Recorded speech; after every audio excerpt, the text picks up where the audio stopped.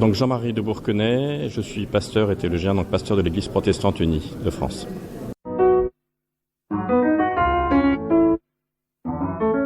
Ce qui ressort pour moi, et d'ailleurs ça a été dit aussi par d'autres, c'est vraiment la qualité de vie est plus importante que la quantité de vie. Et pour moi, protestant, il y a aussi une dimension relationnelle, c'est-à-dire que c'est là-dessus que j'ai essayé d'insister, c'est-à-dire que la vie se définit par ses relations, depuis l'enfance jusqu'à l'ultime fin de vie.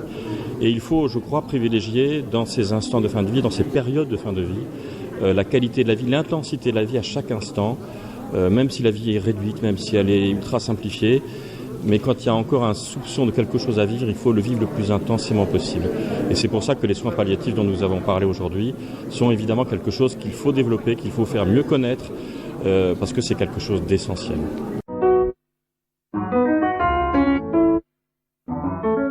D'accompagnement, oui, parce qu'il y a énormément d'accompagnement que je n'ai pas pu faire.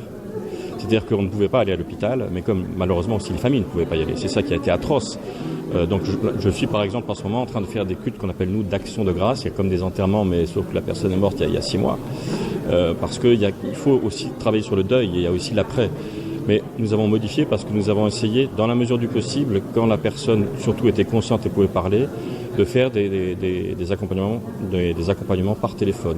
Au niveau de la Fédération protestante de France, il y a eu un service qui a été mis en place d'écoute et d'accompagnement par téléphone. C'est évidemment pas la meilleure des solutions, parce que rien ne remplace le regard, le toucher, la présence. Mais l'idée c'était de se sentir relié. On est encore dans la relation. Faire sentir à la personne qu'il y a une relation qui existe encore. C'était ça pour nous la priorité.